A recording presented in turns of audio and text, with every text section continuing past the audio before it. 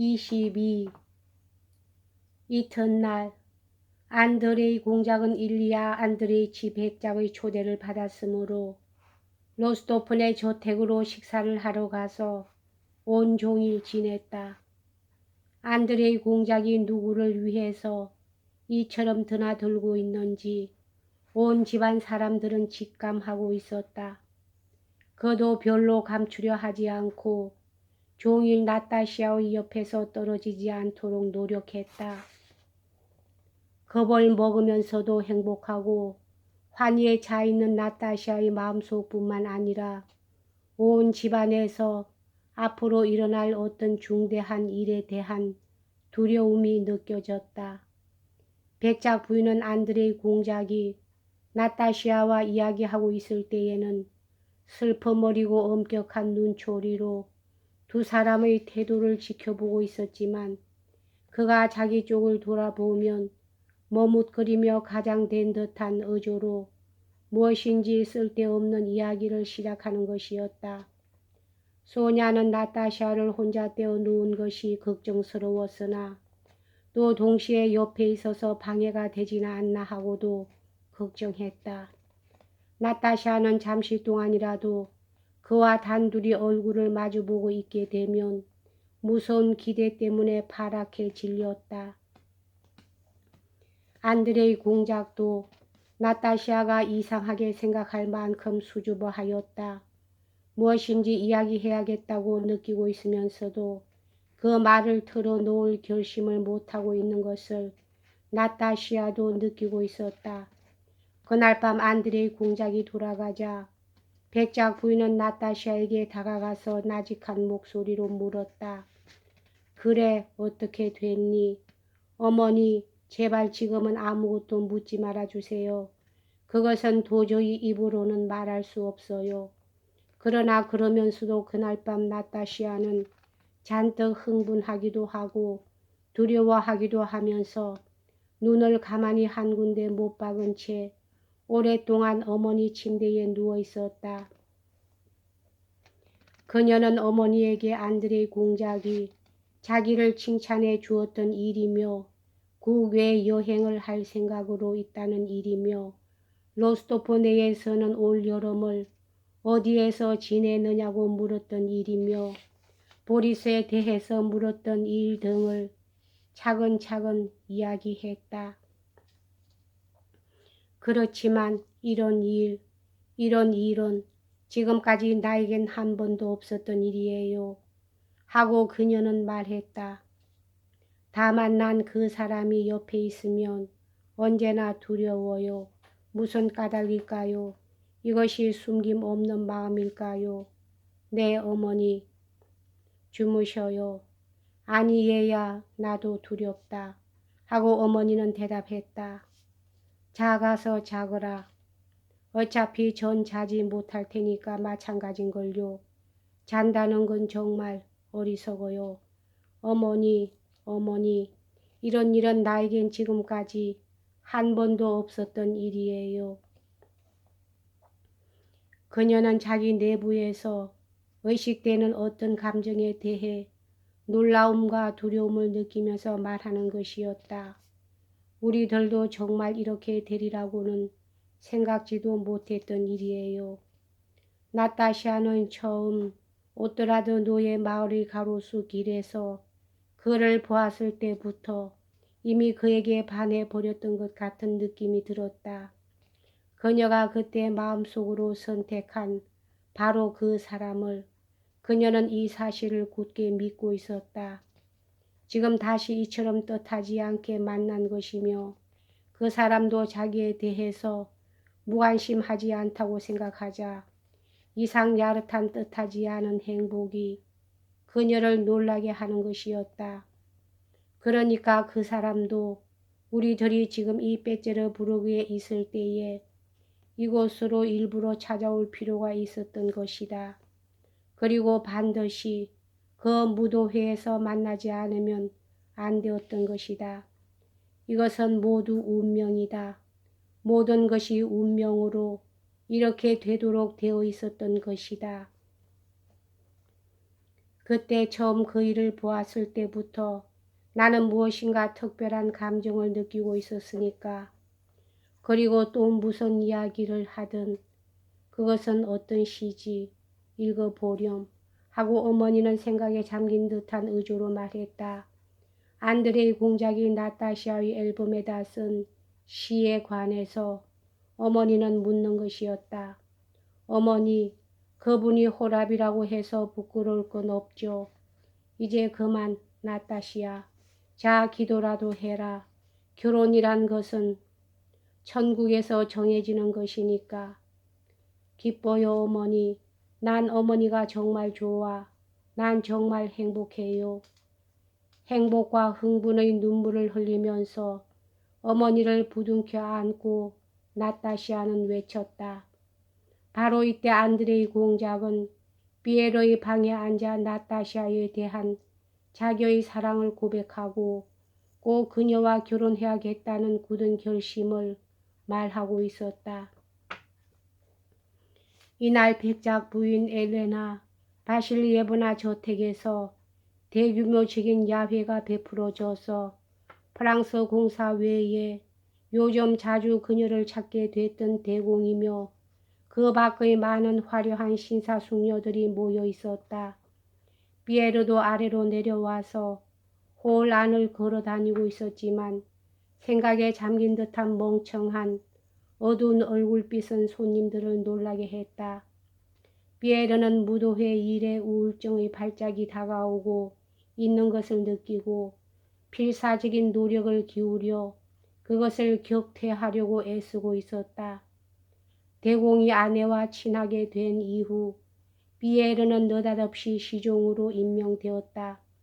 이때부터 그는 사교계에 나가면 괴로움과 부끄러움을 느끼게 되었고 또 이 세상이 모두 허무하다는 이전부터의 어두운 사상이 보다 자주 그의 머리에 떠오르게 되었다. 바로 이 무렵에 알아챈 자기의 피보호자인 나타시아와 안드레이 공작 사이의 감정은 자기와 친구의 입장이 정반대란 것으로서 이 어두운 기분을 더 한층 짙게 했다. 그래서 그는 아내에 대해서도 나타시아에 대해서도 안드레이 공작에 대해서도 일체 생각하지 않으려고 애썼다. 또다시 모든 것이 영원에 비하면 보잘것없는 것으로 생각되고 또다시 무엇 때문에? 라는 의문이 고개를 쳐들고 일어나기 시작했다.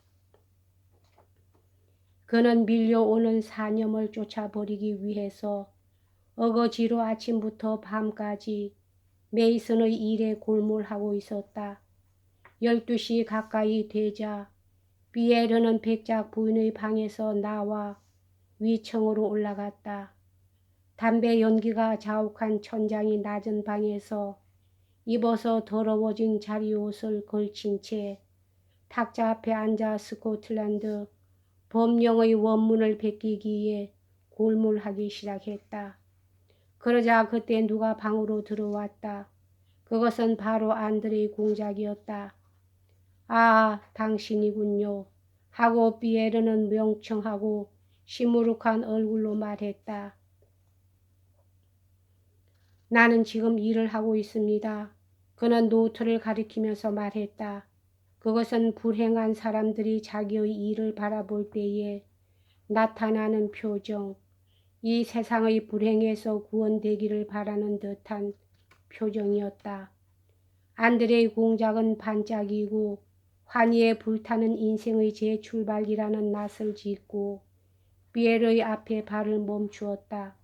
그리고 자기 행복만을 위한 이기심 때문에 그의 슬픔에 잠긴 얼굴을 알아채지 못하고 미소를 지었다. 여보게 하고 그는 말했다. 실은 난 어젯밤에 자네한테 얘기하고 싶었는데 그래서 오늘은 일부러 그 일 때문에 찾아온 걸세. 나는 지금까지 한 번도 이런 경험을 한 적이 없었어. 여보게 나는 사랑에 빠져버렸어. 피에르는 갑자기 무거운 한숨을 쉬며 안드레이 공장 옆의 소파 위에다 육중한 몸을 내던졌다. 나타시아 로스토파에게 말이죠. 그렇지. 그렇지 달리 또 누가 있겠나. 정말 믿어지지 않을 정도지만 이 감정 쪽이 나보다 강하니까 어쩔 수가 없네. 어저께도 나는 고민했어. 그러나 이 괴로움은 나에게는 이 세상의 어떤 것과도 바꿀 수는 없는 것이야. 나는 지금까지 살고 있지 않았었어. 지금 비로소 산 보람을 느끼기 시작한 거야. 그렇지만 그녀 없이는 살 수 없어. 그러나 그녀는 과연 나를 사랑할 수 있을까? 그녀 남편으로는 너무 나이가 많아서 말이야. 왜 자넨 잠자코 있나? 나 말입니까? 나 같은 게 무슨 할 말이 있겠습니까? 갑자기 벌떡 일어나 방안을 이리저리 거닐면서 피에르는 말했다. 나는 언제나 그렇게 생각하고 있었습니다. 그 아가씨는 굉장한 보물입니다. 참으로 정말 좀처럼 보기 드문 아가씨입니다. 그러니까 이거 봐요. 쓸데없는 이론을 캐거나 의심하고 하지 말고 결혼을 하십시오. 결혼. 참으로 그렇게만 되면 당신처럼 행복한 사람은 없을 것입니다. 그러나 그 사람은 그녀는 당신을 사랑하고 있습니다. 농담은 하지 말게 하고 안드레이 공작은 웃으면서 피에로의 눈을 들여다보았다. 사랑하고 있습니다. 나는 알고 있습니다. 하고 피에로는 화가 나는 듯 소리쳤다. 아니 좀 들어보게. 그의 손을 잡아 붙들면서 안드레이 공작은 말했다. 내가 지금 어떠한 상태에 있는지 자네는 알겠나? 나는 누군가에게 모든 것을 얘기해 버리지 않고는 견딜 수가 없어. 자, 그럼 이야기를 하세요. 나는 정말 기쁘게 생각합니다. 하고 피에르는 말했다. 그러자 정말로 그의 얼굴은 갑자기 바뀌었다. 굵은 주름살도 어느 틈에 사라지고 그는 기쁜 듯이 안드레이 공작의 이야기에 귀를 기울였다. 공작은 전혀 다른 새 사람같이 보였고 사실 그러했다. 그의 우수, 그의 인생에 대한 멸시, 그의 환멸감, 이러한 것은 모두 지금 어디에 있는 것일까? 그는 피에르 외의 다른 사람에게는 누구에게도 속마음을 털어놓지 말아야겠다고 마음먹었으나 그 대신 이 친구에게는 마음의 밑바닥의 밑바닥까지도 모조리 털어놓고 말았다.